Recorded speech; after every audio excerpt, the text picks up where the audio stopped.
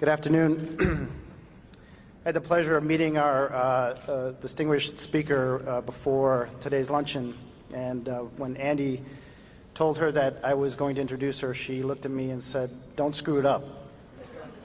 And it was a little more direct than that, but as a journalist, I can appreciate that directness. So I'm going to stick to the script here.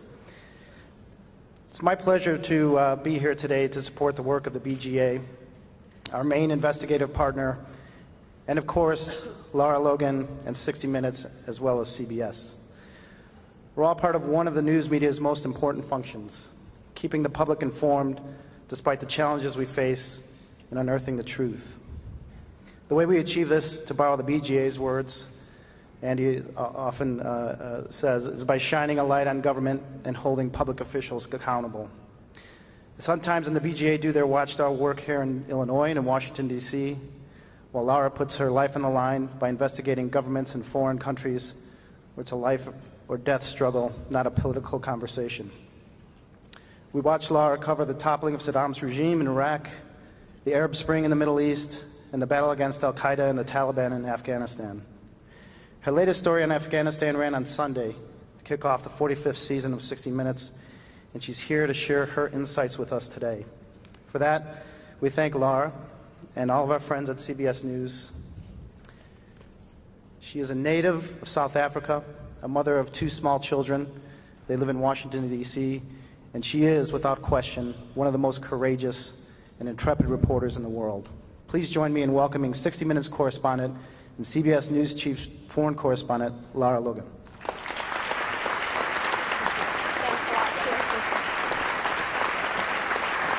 Thank you very much. Jim is actually being kind. What I said to him was, don't fuck it up, not don't screw it up. Welcome, everybody. Hello, Chicago. It's very nice to be here. Thank you so much. It's pretty amazing. I know that Andy Shaw is probably the force behind all these tables and all these people that are here.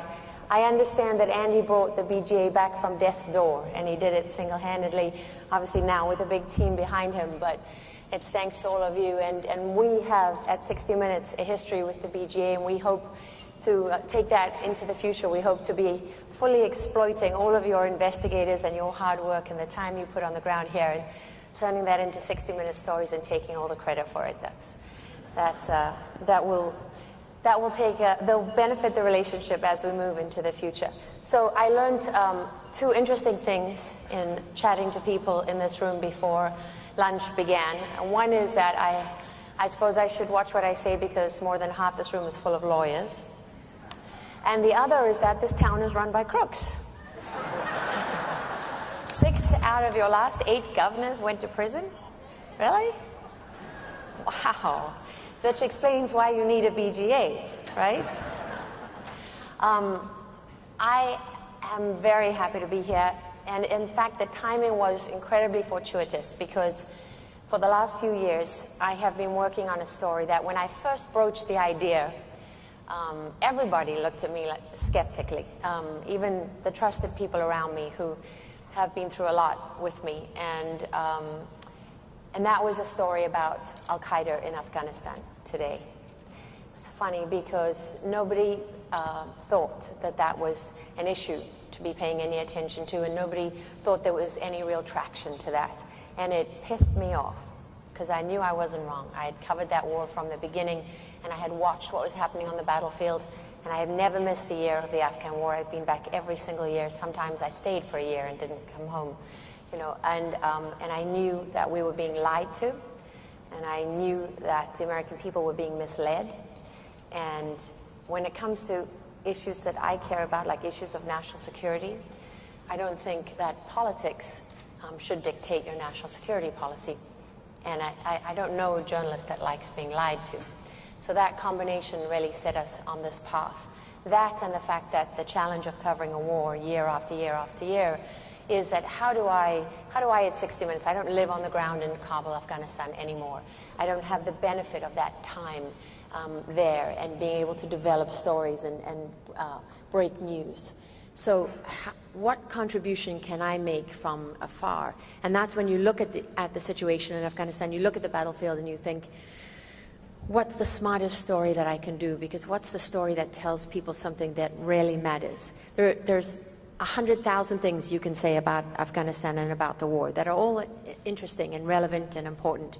But there's only one or two of them that dictate what it means and where it's taking us, and what the consequences are of what we're doing there. And that's the way that I try to find my stories. And that led us into this investigation of Al-Qaeda in Afghanistan. And I want to show you just a short clip from the piece that ran on Sunday night so that you can have some sense of what I talk about as I move forward. You're in a tough spot right now. Can you explain why the sudden increase in these attacks? Well, I'm mad as hell about them, to be honest with you. We're going to get after this. It reverberates everywhere across the United States. You know, we're willing to sacrifice a lot for this campaign, but we're not willing to be murdered for it. Training Afghan troops like these Afghan Special Forces soldiers is the centerpiece of General Allen's mission. Once they're there, we're going to move. He's already had to suspend training twice because of the rise in insider attacks, which are threatening America's exit strategy. Should Americans brace themselves for more attacks? Is this going to continue? It will. The enemy recognizes this as a vulnerability. Can you tell Americans what's still at stake in Afghanistan after all these years of war? Terrorism has not gone away. It has increased. When you say that terrorism has increased, what do you mean exactly? If terrorism means violence against civilians, if terrorism means violence against our allies, it has increased. It has not abated. It has not gone away. We must then question how come they've returned. Well, that's a good question. How come? How come they've returned? How did that happen? Something must have gone wrong for that to happen. One place where things have gone wrong is in the mountains of Kunar in the east of the country, which has become Al-Qaeda's base of operations in Afghanistan today. These are enemy fighters and leaders, filmed there by our Afghan cameraman, who visited a number of different enemy camps. We couldn't go ourselves because it's too dangerous for Westerners to travel on their own to Kunar. They told our cameraman that they work side by side with Al-Qaeda and share their ideology. One Taliban commander agreed to meet with us in the Afghan capital. He's a specialist in suicide bombings, trained by Al-Qaeda. The safest place we could find was the back of a car, and he would only talk if we concealed his identity. As we made our way through the streets, we had to avoid the city's heavy security and keep our cameras hidden from view. Who's behind the insider attacks, what the Americans call insider attacks, infiltrating the Afghan police and army? Is that you? These are Taliban attacks. This is part of our new military strategy. We have our people in the Afghan police and the army, and the orders come from the top. Enemy fighters from the Afghan battlefield have enjoyed freedom and sanctuary on Pakistani soil since the beginning of the war. Your deadliest enemies on the Afghan battlefield have complete freedom of movement inside Pakistan, with the blessing of the Pakistanis. And every commander that sat in your shoes has had to try and build a relationship and go through the same motions time and time again. And the effect on the battlefield remains exactly the same. American soldiers continue to die because of the support Pakistan gives to America's enemies. You just stated the truth. That's got to make you mad. Yes, it does. So why did that story matter, and why did we choose to do that particular story? Well, for a number of reasons, but particularly because if Al-Qaeda was truly what drew us to Afghanistan after 9/11, then it was we felt it was a fair and legitimate question to be asking of American leaders. What is the state of Al-Qaeda in Afghanistan? And you would have heard bandied around the number 50 all the time. The head of the CIA, other people, officials in the administration, love to tell us today that there are only 50 Al-Qaeda left in Afghanistan, and the impression that we're given is that they're one drone strike away from obliteration. And that's just simply not true. They know it's not true. And what we had to do was to set about investigating it to discover what was the truth. And we had to be very careful about that, because there is a distinction between investigating something to find out what the real situation is and trying to prove something that you believe is true. And those are two very different things, and the second one is a very dangerous thing. And it's the enemy of great journalism. And it's a trap that it's very easy to fall into. And in fact, it was my boss, Jeff Fager, who kindly reminded me of that at a certain point in the process here. And as usual, he was absolutely right. And we didn't need to prove anything because it was so evident. So how did we set about doing that? Well, of course, we turned to the official record, and that meant reading, and researching everything that anyone in the administration or a position of authority had to say about al-Qaeda in Afghanistan over the last few years.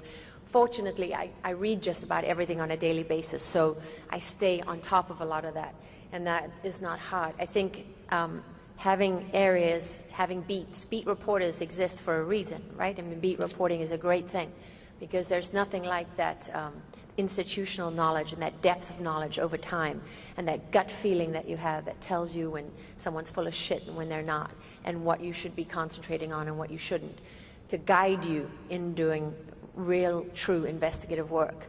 And so we not only had to look into all of that, but we had to look at every counterterrorism expert in the field. We went to the agencies, obviously to the CIA, to wherever we could go. We went to the think tanks. We went to anyone who could possibly know about this. And we kept hearing the same thing time and time again, is that, there's no political reason for anybody to be talking to you about this right now, because if we talk about al-Qaeda in Afghanistan, doesn't that undermine the argument for leaving? And that was really a problem for us. At one point, we even had in writing from the US military that al-Qaeda in Afghanistan was off the table, that they weren't even prepared to talk about that, which only made us more determined to talk about it, because when you're constantly knocked down, when people constantly try to bury you, and you have the sense that you're onto something, you know that it's worthwhile. It's hard not to doubt yourself, and you know that at the end of the day you're going to be standing alone on the 50-yard line in the Super Bowl, right? I mean, you're on the premiere of 60 Minutes, and you're saying something that nobody in the administration wants to hear. And a lot of people in the United States military don't want out there, because there were a lot of people who weren't helpful to us in the pursuit of this story. So you better not overstate it. You better know that what you're doing is correct, and you better not screw it up. And the official American position is only one part of that. Just as important to us was what al-Qaeda themselves had to say about this. There's been a narrative coming out of Washington over the last few years, many of it driven by Pakistani lobbying money and by Taliban apologists. One of my favorite things to read about is how the Taliban today is so unlike the Taliban of 2001. They're just a more moderate, gentler, kinder Taliban who just can't wait to see women in the workplace occupying, an equal role in society, and, great economic prosperity for all of Afghanistan, and don't really want to take us back 3,000 years into that terrible, terrible place that I witnessed in 2001 when I went with the Afghan soldiers who retook Kabul from the Taliban. It's such nonsense. And every now and then you'll read someone in a British paper or someone in an American paper, someone saying to you that they've been talking to the Taliban, and Taliban wanted to go to peace talks, and they're ready to renounce their links with al-Qaeda. There's really the theory is, if you pack up and go home from Afghanistan, the problem is over. The Taliban just want their country back. They've got no problem with you, and we can stop wasting billions of dollars and American lives in Afghanistan, and we can turn our backs on this war that has really been a waste of our time.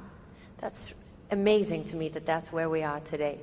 Because, I mean, not only do I remember the promises that were made, which is fine, you don't want to keep your promises, that's politics, I guess.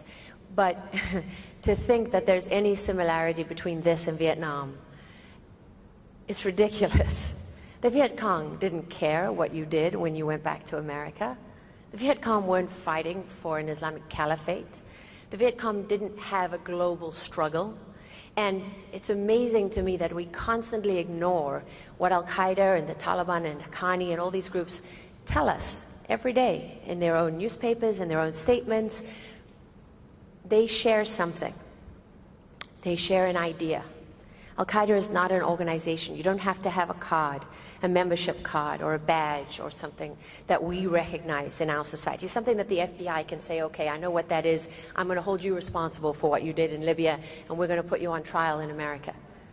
This is terrorism.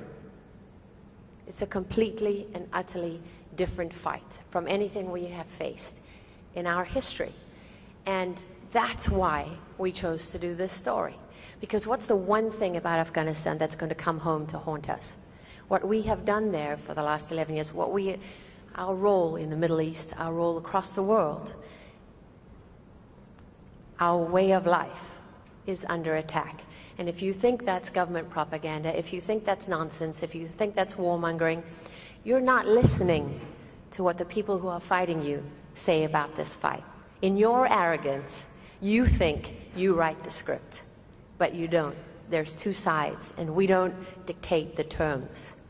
In fact, after 11 years of a war in Afghanistan, where we're surrendering, rushing for the exits as fast as we can, not only do we not dictate the terms, but we have less power to dictate anything on the world stage. And we now face an enemy, that former U.S. Ambassador Ryan Crocker, whose interview didn't make this piece, but we did talk to him, and he said, we've killed all the slow and stupid ones. The ones that are left are more committed, and they didn't become any kinder or gentler in the last 11 years. And he's absolutely right. Another thing Ryan Crocker said was, we think we've won the campaign when they haven't even begun to fight. And that's right. So as a reporter doing investigative work, I chose this subject because, one, I can't stand that there's a major lie being propagated about the real situation. I don't care who's in power. I don't care who's behind it. I'm looking only at, like I said to General Allen, you can sit here and tell me that you're building a relationship with the Pakistanis. Let me see. General McNeil, the first commanding general in Afghanistan, told me that. So did his replacement, General Barno. General Eikenberry chose not to discuss it and walked out before the interview. General McNeil told me that again after his second term in Afghanistan, before he retired. General Schlosser, when he was there, and General Allen, who was so remarkably frank and passionate in his interview that I went there. You know, he was kind of like the invisible general. People don't know a lot about General Allen. But I walked away from that interview thinking, if my son was in the United States military in Afghanistan, I would probably want him to have a leader like that, because he had the courage of his convictions. And what you didn't see in that story is him at the end saying, where I said to him, I get the feeling, General, this is personal to you. And he said, I didn't come here. I came here fully expecting this would be the last job that I ever did. This is completely consuming. I almost can't remember ever having been anywhere else. And what's amazing to me is we ask that of people, and we send them to war, and we send people to die. And if anyone wants to know what your tax dollars also pay for, because we were talking about tax dollars earlier, go and visit Walter Reed sometime, or Bethesda National Medical Center, as it's called, or take your family to Arlington Cemetery and see the fresh graves that have been dug, those soldiers haven't been put in the ground by Hamas and other people on the terrorist list. They've been put there by Al-Qaeda and the Taliban and Haqqani and the Pakistani government and all those people who want to destroy the United States, the West, and our way of life. So we tried very hard with this story to get to the places that are difficult to get to. Al-Qaeda changed the nature of journalism forever when they slit Daniel Pearl's throat on camera. They changed our currency. Journalists no longer had a value in reporting things and being witnesses. They became participants in the conflict and in the fight. If Osama bin Laden wanted to get his message out, he didn't need to sit down with 60 Minutes. He had any number of jihadi forums, his Al-Sahab, his own magazine, and Arabic news channels to send his tapes to.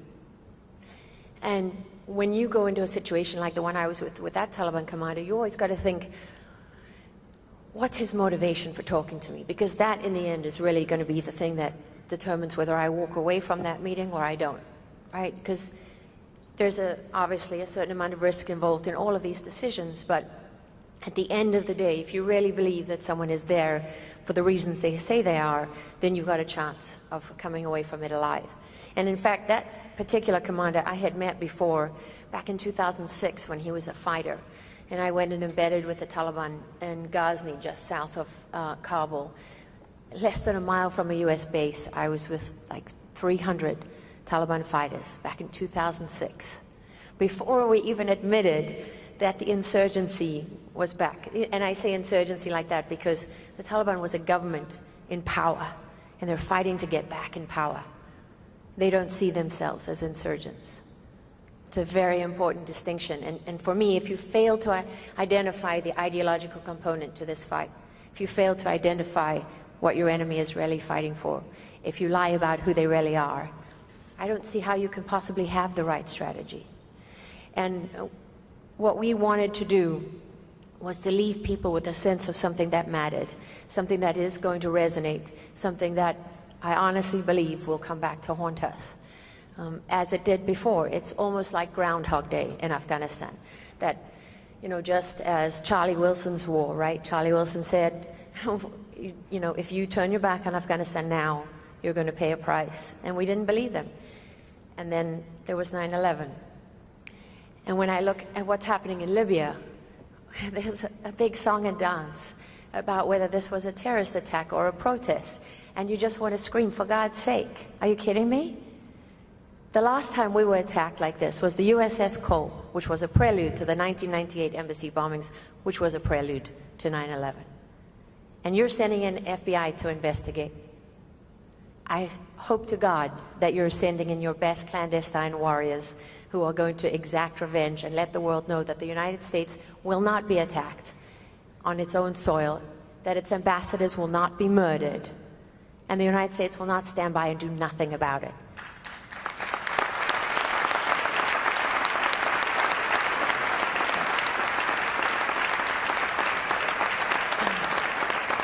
So like every good television reporter, I've completely gone over my time. I would love to take questions because that's my favorite part, but I think we're running late, and I think that's not on the program. I really want to say thank you very much. What you do here at the BGA is so important. I, as a South African, witnessed a fight for freedom and justice and equality and all the things that are enshrined in the US Constitution. South Africa's Constitution is based on this one. And I remember my mother complaining shortly after the South African elections about corruption in the government and that kind of thing. And I remember turning to her and saying, what have you done about it, Mom? Because that's the way a democracy works. If you don't hold your leaders accountable, there is no democracy. Human nature has shown us time and time and time again that left unchecked, people don't fall into the best of themselves. They fall into the worst of themselves. And it's organizations like this that are here to make sure that doesn't happen and to protect the thing that really we go out there every day and fight for. The reason that I do my job is the same reason that Andy runs this organization and the same reason that you are here supporting it. And I just want to say thank you very, very much. And thank you, CBS, and my colleagues there for coming here today.